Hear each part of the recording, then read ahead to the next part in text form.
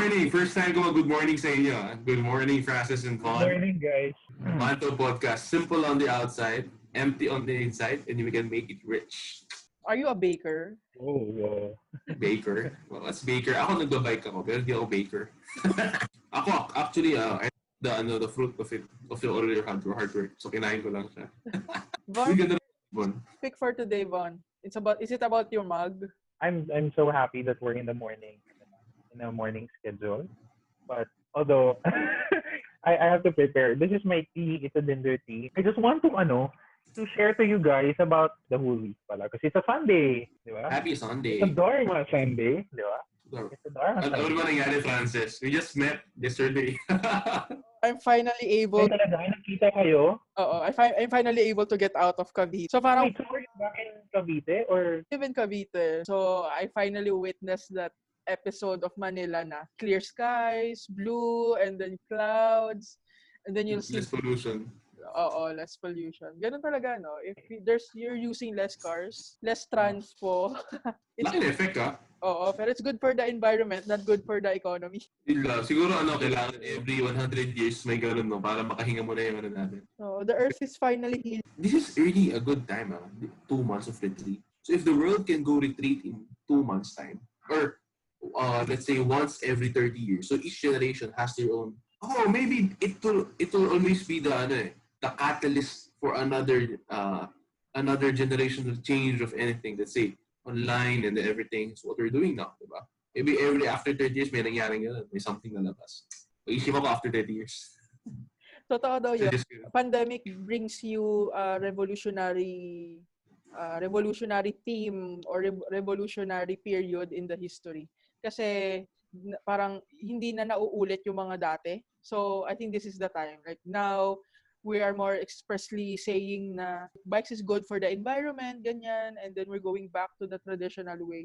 Whereas nung nagkaroon dati ng pandemic, it's about hygiene naman. So people got to learn about hygiene. Yeah. So now it's the same, tas mas intensified lang, but more on the environment side actually. Yeah, Von, what happened to your week? what happened the past few weeks? I was just trying to clean the condo for the week, and then I bought some food, snacks, ganyan. So I actually brought everything home. So wala akong tinira kasi baka natatakot ako mag-spoil. Of course, our goal not to spoil anything. Especially ako kasi I believe in that. I don't want to spoil. Wait lang, are you living alone? Yeah, I'm living alone. Normally naman my mom would visit me here. So anyway, I know that we've been discussing a lot of things the past few episodes, and ang dami na nating natakil. Ang dami nangyayari sa mundo ngayon, especially with this pandemic. I'm saddened about what's happening, but there's always the good and the bad side of it. And I think I wanted to ponder on the good side because out of this pandemic, we were able to start doing a podcast like this, which is the Mantou Podcast. I'm very grateful for that opportunity. And people are starting to loosen themselves. I don't know, in the past few weeks, so many issues came out, like ABS-CBN is no longer. I started dropping names na. So there's a shutdown of ABS-CBN. People are reacting. There's Coco Martin saying a lot of words which is totoo naman, diba? Parang a lot of people are losing their jobs. They're actually doing their efforts to ask for a petition that it should be returned. But temporarily, they're online. And everybody is online, just like us, right? So Spotify, diba? They can find us in Facebook. So there's just this funny thing. I don't know if you guys have noticed it. Kim Chu kasi, I've been listening to her. What is it? I think she released a video. I believe a lot of our listeners right now, they were able to hear Kim Chu's viral video. She's discussing about the law in the classroom. It's a funny commentary, actually. And she's serious about it during the first release of it. And people started reacting. Ang labo ng analogy. I heard the song, but I haven't heard the whole song. Parang from what I know, she made a reaction about what happened doon ABS-CBN franchise na you mentioned kanina, Bon. And then she made a reaction about it. So it's about compliance to the law. And then she simplified it by saying that in the classroom. And then once you fix it, something like that. And then she related it also to the current situation that we're in, yung quarantine. Kasi not everybody can go outside, di ba? I can still recall everything that she mentioned. So there's a law sa classroom. Tama naman talaga. We follow rules. Technically, bawal lumabas. So if the teacher says, bawal lumabas, everybody couldn't go out. But then, pag nag-submit ka daw ng law, tapos isinaayos mo yung law, ay pwede na palang lumabas. So may nagbago dun sa law, I'm sure. Kasi di ba, remember the premises, bawal lumabas. Yeah. But then may sinayos siya, may binago siya, pwede na palang lumabas. Which is, feeling ko, yun yung natanggal dun sa what she's trying to explain. Na parang if she suggested something, she organized something, mababago yung law. So Yeah. nabago yung premise. Diba? After that, since people couldn't really get it instantly, people were talking about it, binash na siya, and then, yun na, it just went viral. People are, bullying her. And then from that opportunity, started creating songs about the classroom law. And then yun na, sobrang viral na. Because everybody's talking about it na. So I just want to, reflect on that. Is it right? I don't know if that's the right term, right, in relation to what we've been talking in the last episode. And I don't know, siguro with all that is happening everywhere, every now and then, suffering. Is it part of her suffering? She's stuck at her house? I don't know. How do we apply the right mindset? Ako kasi, I'm trying to search the lyrics now. About the song of Kim Chu? Ito.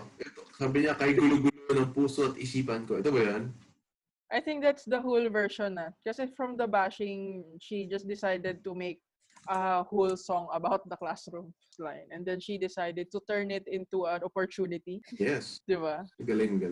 Ginawa yung opportunity para, what do you think? Ako, I don't really understand. Doesn't make sense to me yet. Hindi ko alam ano yung pinanghuhugutan niya. And medyo kalat yung ideas niya. Very much understand. Ikaw, Francis, ano ba yung pagkaintindi mo rito? Can you guys explain to me? I understood it the way that she said it. Siguro kasi, pag binabasa mo lang siya, iba kapag siya yung nagsasabi. I think she was trying to prove a point. Kaya lang hindi niya kayang i-verbalize kung ano yung point na gusto niyang puntahan. Ang sinasabi lang niya is that in every classroom, di ba, minimalized to that, there's a law that we need to follow. And then, when the teacher says that we cannot go out, then we cannot go out. Unless we comply. And then that's the time that we can go out. I think to simplify it, ganun siya. Kaya lang, the way she delivered it, parang it's a bit confusing at the beginning. Parang there's no clearer view, there's no clearer verbalization na nangyari. So, people misinterpret it in a way na parang ang dami niyang sinasabi, wala namang substance, wala namang content. Ina-explain kung saan pinagpumputan. Kasi, probably there are assumptions happening in her mind. Nire-relate lang siya. And then people don't know what is it. That's why it doesn't make sense to some. She seemed frustrated while she was talking. I think that's acceptable. Normal when you get frustrated, how can you explain that? That's why you don't get triggered suddenly and then you do something hard. It's hard to see. But at least she was able to bounce back from that. Nigamit niya to her advantage after nag-viral. I think that's the importance of right view. Diba, in the 8 Noble Path, you have like 8 steps of understanding your life. Well, good thing that she has that right view. She saw, siguro at the beginning, hindi niya nakita yung consequences niya. Like she paused, but the consequences, parang later on niya lang na-realize. Kasi sometimes, diba, you struggle so much, nandun yung feeling na nako-cover yung pagiging logical mo into parang emotional na lang. So, when I saw it, parang it's just full of emotions, ganyan, full of anger, full of frustrations, mga ganong type. So, it's hard for her yung time. Kaya it's normal lang masabi niya mawala ka sa thoughts mo, galabas ka lang ng galit. But yun nga, tama, yung right view na after nakapag-reflect, I probably nakapag-reflect siya. And then the view na, okay, I can make use of this na lang. Instead of being frustrated again. I agree with that one. I was about to ask you guys a question. Did you ever have an experience losing your logic and na-overwhelm kayo with so much emotion na parang what the action that you did was purely based on your emotion? Yeah, of course. A lot of times, no? Yeah, I think that's very human. I'm usually caught.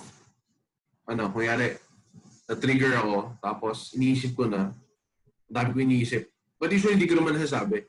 And I'm piniisip. So ko, sige, parang when they something's threatening me, then I have all the things that I can do. Kumbaga, ready na ako. Anything you want to do. Tapos, after mga 30 minutes, nawawala na lang siya. Hindi ko naman kayang gawin. I mean, nawawala na lang siya. I realize, okay, grabe man. Parang tanga lang ako kung ano na pinag-iisip ko. So, I think the past few years, mostly ganun na lang. More on umilit ulo. And then I try to get out. Pag sobrang tayo makapasok, umilit. But, yun, since high school, na-feed na na, don't make any rough decisions based on your emotion. I think, alam niya ang maligo na lang is, when I'm buying something, I'm very, very sure I want this thing. Diba? And then, binili ko na lang. Tapos, after nun, realize ko na, actually, hindi. Sakto lang pala. Kahit sobrang hindi na ako materialistic na bagay na tao. But sometimes, okay, this laptop is really good. I need a laptop, tagal ko mag-decide. Okay, buy. So, after mga 2 weeks, okay, normal laptop lang ba? Usually, nung bata ako na, when we go to, Toy Kingdom. Kasi hindi ako binibira talaga natin. Kung saan nasanay ako. Pag tinitignan ko yung laruan, ganda! Babalik ako, ikot mo na ako sa store, hawak-hawak ko yan. Ang ganda! Ang ganda! Hanggang mga 2 hours na ako, lahat binabalik ko, nagkasawa na ako sa mga laro. So, uwi ako na walang video pa rin. So, feeling ko maganda effect yun. I-delay mo lang, tapos ma-realize mo nga, hindi ko pala gusto talaga. It's just the initial hype. Pero how do you process that? Like, paano mo siya na ibabalik mo na lang, sawa ka na? What made you decide na sawa ka na? Or... Good question. Kasi, na-analyze yung sarili ko, yung bata. Sabi ko, pag uwi ako after 2 weeks, nawala yung interest ko sa bagay na to. So, totoo bang gusto ko to? Para so, ang ginagawa ko, every time nakita ko, gustong-gusto ko siya. Ay, alam ko na, I really want this. Kasi imagine ko, 2 weeks later, parang di ko na rin gusto itong laruan. So, naging ganun yung logic process ko when I was a kid. So, dumating sa point na pinapamigay ko na lahat ng laruan mo. Slowly, ganun. Hanggang wala na laruan. Yeah, true. I think yun yung if we try to appreciate siguro yung sa right view ng Eightfold Path, it's similar to that. Like how we see life, how we understand life, and then how it shapes our life. Hindi tayo, we are not being fooled by this temporary enjoyment, ganyan. So, mas na-appreciate natin yung mga bagay-bagay because we don't go on the surface lang, di ba? We go deeper to our mind na as a consumer, we have to be like mindful of what we consume, ganyan. Yeah, so I think the right view on what we want and what we need is really important. Ikaw, Von, what's your take on that? Actually, I believe in that naman talaga eh. You really have to have that right perspective if that's the view is trying to tell us what, the literal sense of view. You have to have that right of perspective. Personally, I look at so many angles of it whenever so totoo lang, like you guys, sobrang hirap rin for me to decide a lot of things, especially when I want and I need something. In fact, I just wanted to bring that up na because last night we had a yad bonding, remember, and we had we have one of our yad members who actually have this microphone, which is sobrang like I don't know, since the moment we conceive about having this Spotify podcast, or not really like Spotify, but this podcast, I'm thinking of buying a microphone, and I just think I just want to consider na parang na mas maganda ba yung mas clear ba yung voice natin, or should I just go back to the headset that we're having right now? Clear pa rin naman eh. You have to weigh in things eh. Do you need it? Do you want it? What's your intention? Why do you want to buy it? Is your intention good? Or is it for yourself alone? Na parang you just want it to have it, So you have to consider a lot of different perspective on that. And having the right view, will help you understand, okay, tama yung decision ko. Okay. Maybe we talk about then, how is, regarding since as a consumer na tayo, how do we set our mind siguro? What do you think? How do you set our mind when you want to buy something? How should we control ourselves? How should we not getting impulse buying? What are your thoughts on that? How do we do that? Viewers, diba? Some may want to say, realize na ayoko na sobrang gastos ko. at least we can give some tips on what we think they could try para they will not gastos too much money. You can put it on food instead or your essentials. Actually, mahirap eh.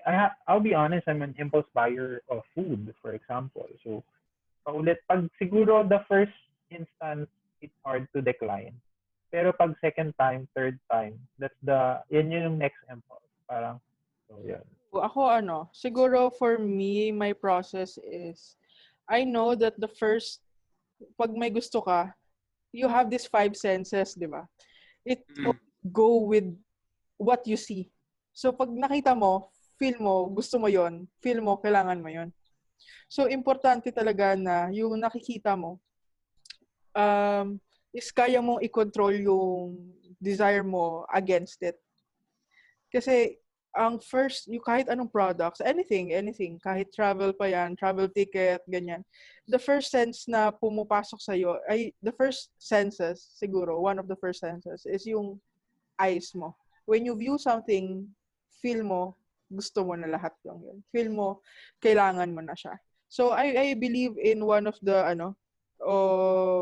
lectures of one of the venerables, na sabi niya,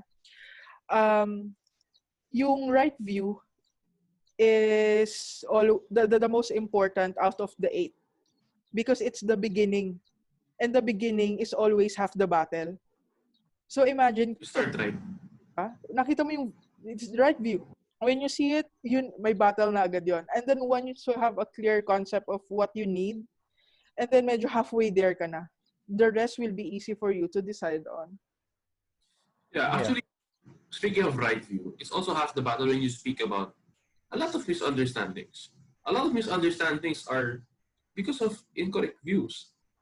Diba? There is something na parang I said this line na, okay, bumaba ka. Then everyone takes that specific message differently.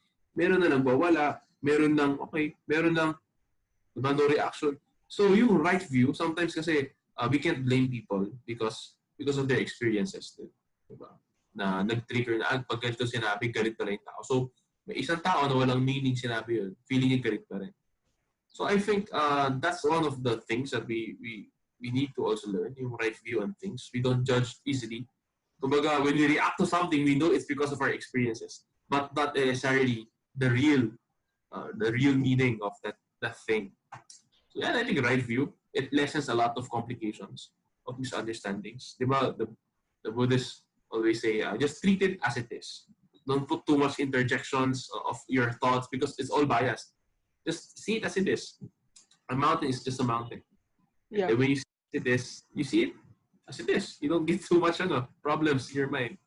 Sometimes, sarili lang kalaban natin. Because you mentioned yung, kanina, yung anger, no? Kapag may sinabi ka, people get angry with you. Di ba, in the previous podcast, we also mentioned the 3 poisons. Yeah. How do we get rid of that anger? Let's say I am the receiver of your instruction. I said that. Tapos ikaw yung nagalit. Oh. So, kumbaga, how do you get rid of that? Oo, yung parang concept na inuutusan mo ba ako? So, medyo nagalit ako doon or na-offend ako doon. Parang how do you... I think it's attachment to the self. It's the I. I love the song, Forget the I. We are bound together. So it goes... Forget the I, we are bound to never come undone. Free concept. Try.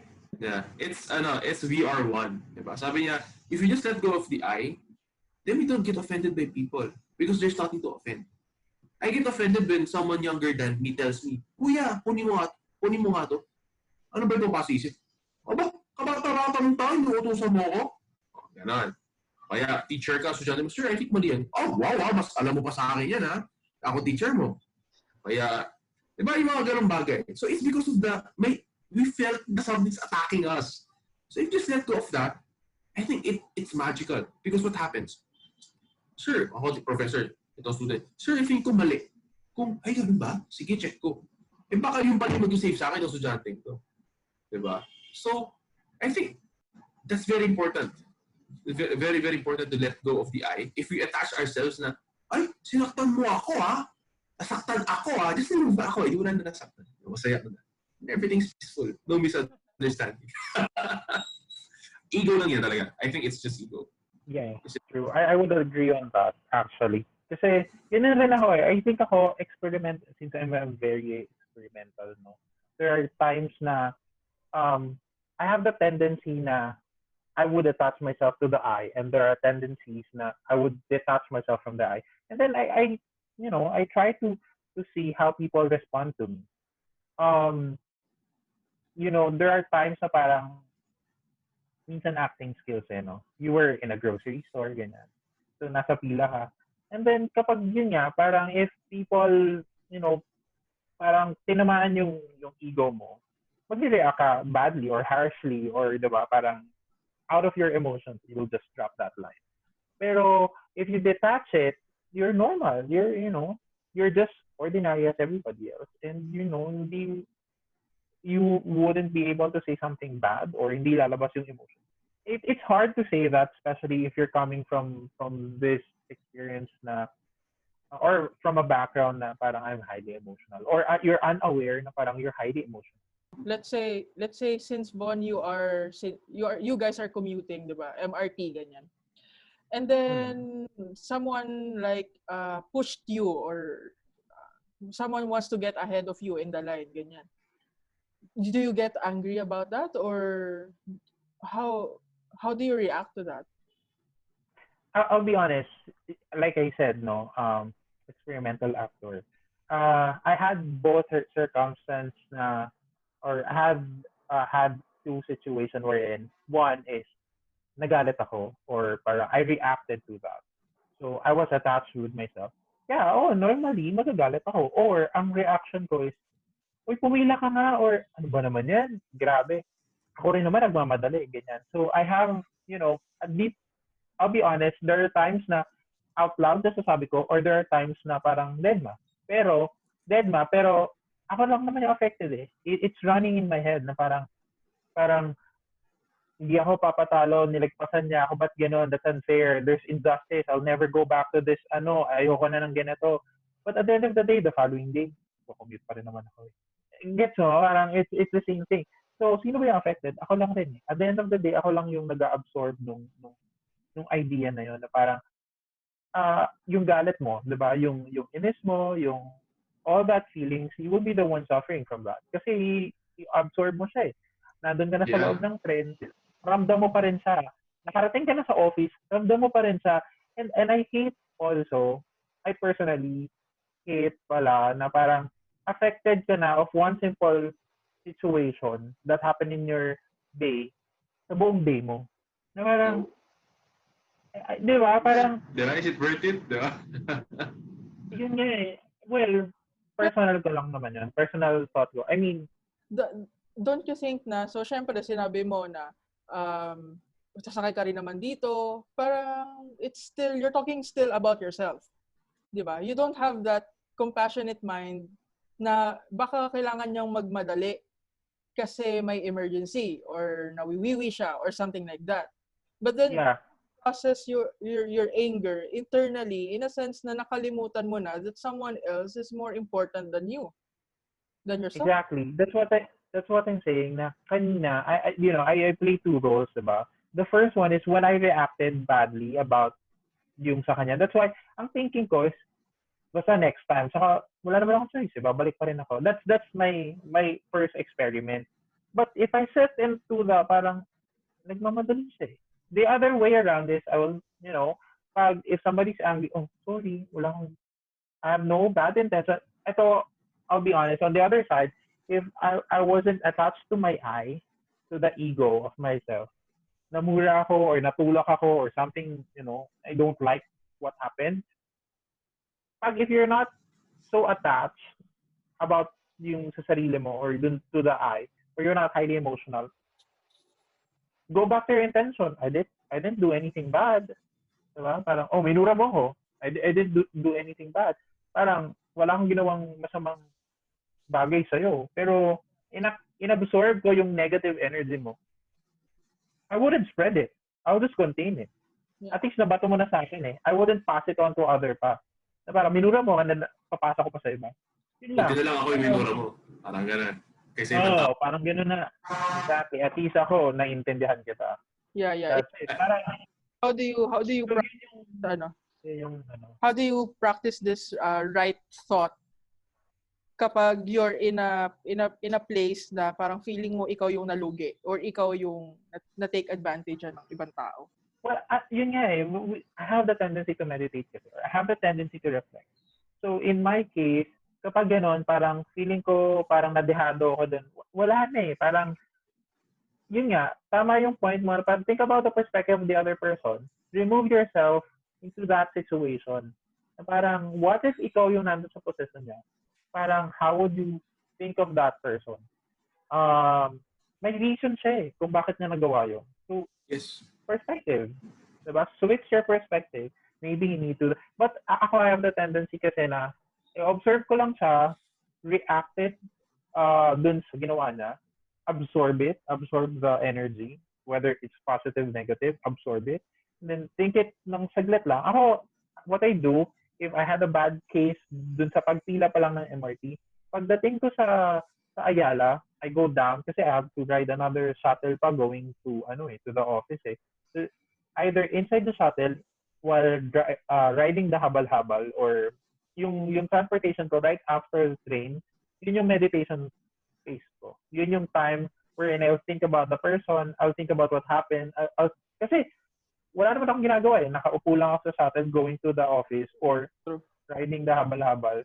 Just think about what happened. Process. Yun yung processing time ko. By the time na makarating ako sa office, na-process ko na. How about you, Scott? How do you have that right thought given in that situation? Actually, pag it's too much to handle, I'll try to first let my emotions subside. And then I'll try to analyze ano bang conditions nangyayari. Nothing just come out of nothing. Right? Parang, okay, this person may be insecure, this person may be struggling, kaya siya nagalit sa akin. Kaya niya gusto paalisin ng company, whatever. Or this person may be threatened, or this person may be angry with me because probably the way I talk is making her feel bad because of her experience also, the people in skills or what, anything. So, that's one thing I do. I try to analyze the conditions and understand what happened. Okay, ito kaya pa nagalit sa akin ito kasi because before probably may ganun pa na silang experience. So the first impression, naturally, will have this impression to them. You may just think ng kilos ko, but ito may ginawa masama. So it's inevitable, in first impression talaga niya magiging masama sa akin. So that's how I try to structure my thoughts. And then I'll realize, okay, it's fine. And then at least ako, I'm aware of what's happening. Then I'll do the right thing that I think I should do. If they didn't do it, it's fine. At least I know what's happening. I mean, I'm carefree. If they want to have a problem with it, okay. At least I don't add up to the, di mo gagatungan yung problem. I think that's the best thing. And regarding sa commute, I think still compassion. We never know what's happening in someone's life. We may be that person. Parang I always say, if I'm in that person's shoe, I probably have done the same thing because of all the experiences and conditions that have happened. So, I think it's more on understanding compassion, although we don't understand. Let me share you a story. There was this, I'm not sure if in Taiwan or where place. So, magkasunod sila. Yung nasa likod, he was very angry. Sobrang bagal nung kotse sa harap. Sabi niya, minumura mo lang kwenta nung ano ba to? Minumura niya, galit na galit. Hindi niya na-tiyes. In-overtake niya. Sabi niya, ano ba? Mamatay na yung nanay mo. Bagal-bagal mag-drive. Anong problema mo? Natatawag ko sila sa likod niya. Oo nga, kamamatay lang. Hindi ko anong gagawin ko. Matatawag lang sa akin. Nashock tong lalaki na nagalit. Talaga ba? Sige. Hindi niya alam yung namatay, yung mabagal mag-drive. Hindi niya alam paano pumunta ang hospital or what. So, nag-offer na lang tong tao, sige, satid na kita. So, parang pinark yung car, sinatin nila sa hospital. Tapos, ayun nga, syempre, umiyak na lalaki and everything.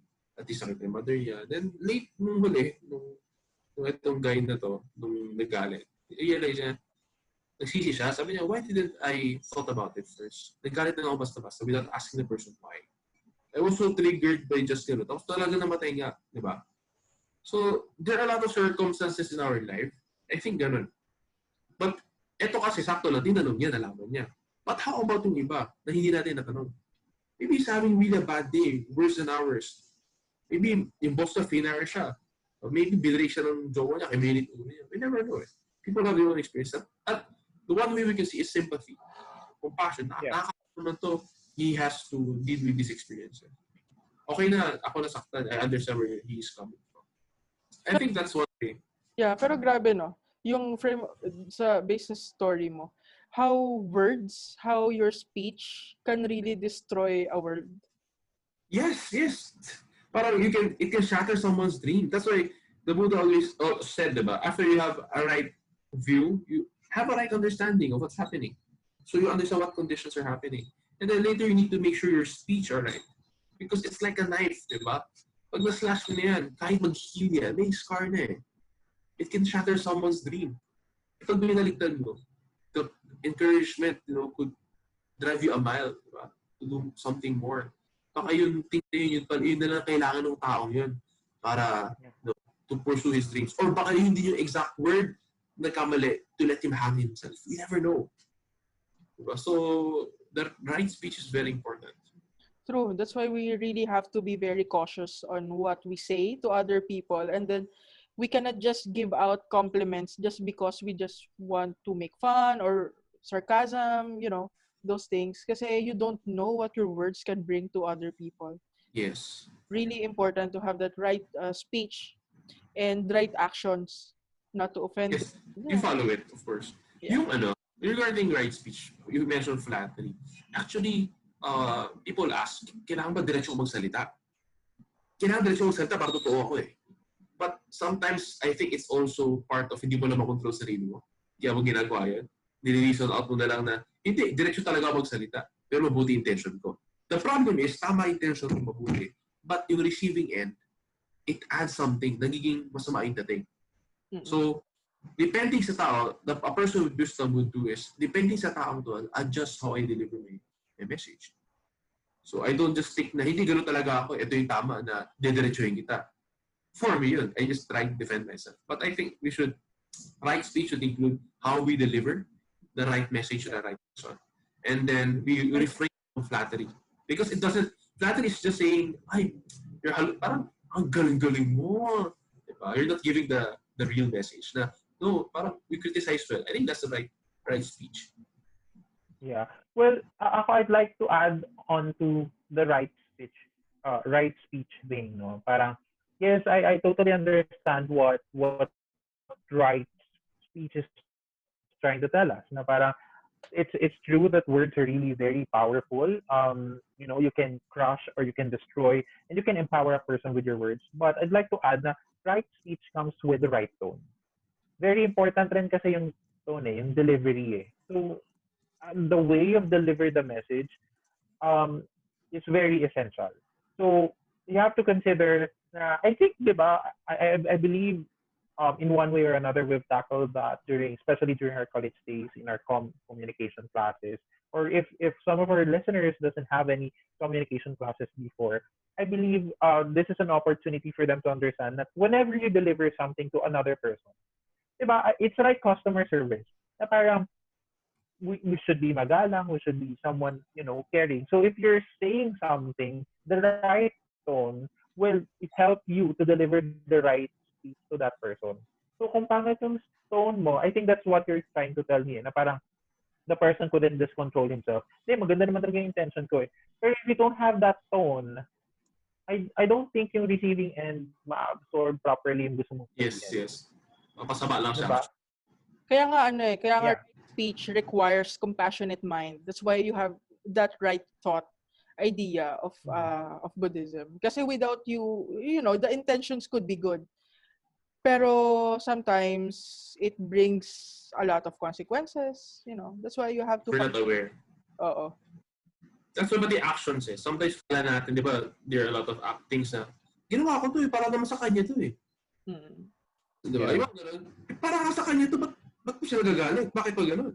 So probably, we're not aware lang of sometimes on our consequences na actions natin. So it's still, after that, you go back or understand what are the conditions, we try to adjust, and the actions needed based on what the person needs or the right thing to do in the right place. So I think it's good we tackled how we started with the right view. We always see things in perspective. Francis mentioned it's half the battle.